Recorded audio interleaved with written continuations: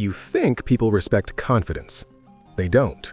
They respect something quieter, something most people get completely backward. I'll show you exactly what it is in the next 90 seconds. Because respect isn't given for what you say, it's earned by what you refuse to do. Strategic silence. Here's what nobody tells you. The person who talks the least in the room often holds the most power. Psychologists call this conversational restraint.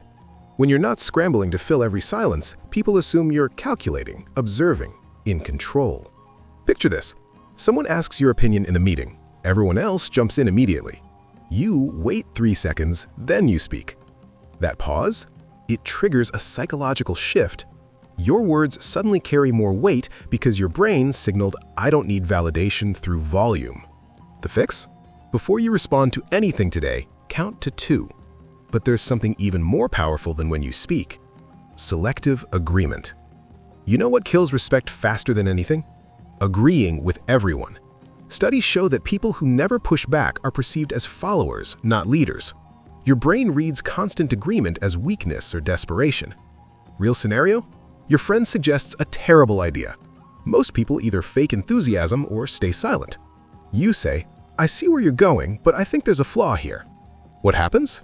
You become the person whose opinion actually matters, because you're not afraid to be wrong. You're not protecting comfort. The fix? Disagree once today, calmly, without apologizing. And this ties directly into the next behavior most people completely misunderstand: emotional stillness. Not reacting isn't weakness, it's dominance. When someone tries to provoke you and you stay calm, their brain goes into confusion mode. Neuroscientists call this emotional asymmetry. You've refused to enter their frame. Here's the scene. Someone insults your work in front of others. The average person either fires back or shrinks. You look at them, pause, then say, "Interesting perspective," and move on. You just flipped the script. They wanted chaos, you gave them nothing. And everyone watching just recalculated your status. The fix? Next time someone baits you, wait 5 seconds before you respond. But here's where people make the biggest mistake: controlled vulnerability. You think respect comes from never showing weakness. Wrong. It comes from choosing when to show it. Psychologists found that strategic vulnerability increases trust and perceived confidence. The key word: strategic. Picture this. You're leading a project and something goes wrong. Instead of deflecting, you say, "I miscalculated. Here's how I'm fixing it." Your brain just sent 2 signals to everyone listening. 1, I'm secure enough to admit failure. 2, I'm competent enough to solve it. Random oversharing, that's neediness. Controlled honesty, that's strength. The fix? Admit one calculated mistake this week. Own it. Move on. And this leads to something most people avoid entirely: walking away. Most people cling. High-value people leave. Studies show that people who can end conversations, relationships, and situations first are perceived as having higher status, because walking away signals, "I don't need this more than it needs me." Scenario? You're at a networking event. The conversation stalls. Most people force it. You say, "Good talking to you," and you leave. What just happened in their brain? They wondered why you weren't desperate to stay. They assume you have better options. They respect you more. The fix? End one conversation today before it gets awkward.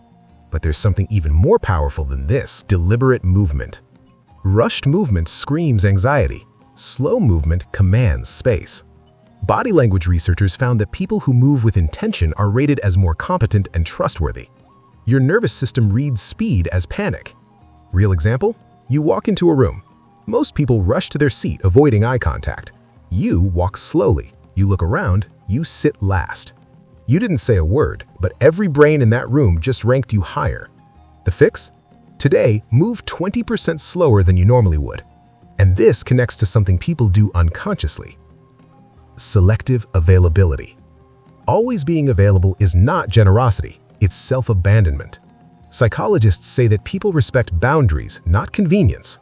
When you're always free, people assume your time has no value. Here's the moment.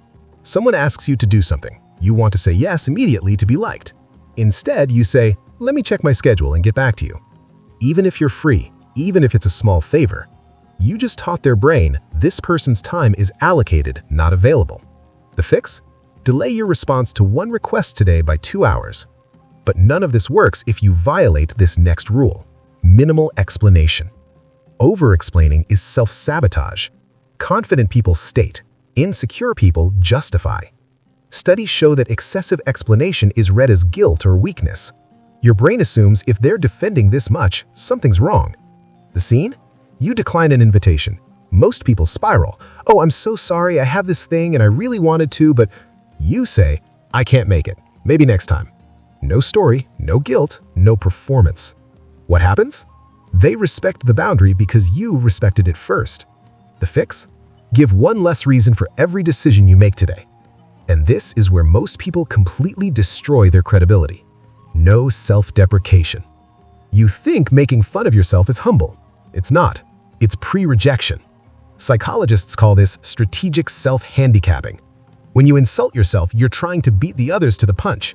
But their brain hears, "This person doesn't value themselves, so why should I?" Real moment?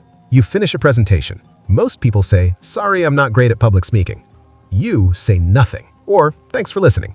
You didn't apologize for existing. You didn't beg for reassurance. Respect just went up. The fix? Catch yourself before you insult yourself today. Stop mid-sentence if you have to. But here's where people separate the ones people forget from the ones they remember. Decisive action. Hesitation reads as incompetence. Decisiveness reads as leadership, even if you're wrong. Neuroscience shows that the brain trusts certainty over accuracy in social settings. Picture this. Your group can't decide where to eat. Everyone's suggesting and backtracking. You say, "Let's go to this place," and start walking. Half will follow, half will suggest something else, but respect that you moved. You didn't wait for consensus. You created momentum. The fix? Make one decision today without asking for opinions first. And the final behavior ties all of this together. Unshakable standards. People don't respect what you accomplish. They respect what you refuse to tolerate. Psychologists found that individuals with visible standards are seen as high status, even if they have less. Because boundaries signal, "I know my worth." The moment someone tries to lowball you, waste your time, or disrespect a boundary, most people negotiate down or stay silent. You say no, calmly, without anger. Their brain recalibrates immediately. This person isn't desperate. This person has options. The fix? Enforce one standard this week that you've been letting slide. And let's lock this in. Respect isn't loud. It's not about dominance or performance. It's about self-possession, silence, stillness, selectivity, standards. The people who command respect don't beg for it. They behave like they already have it. And eventually, everyone else's brain catches up.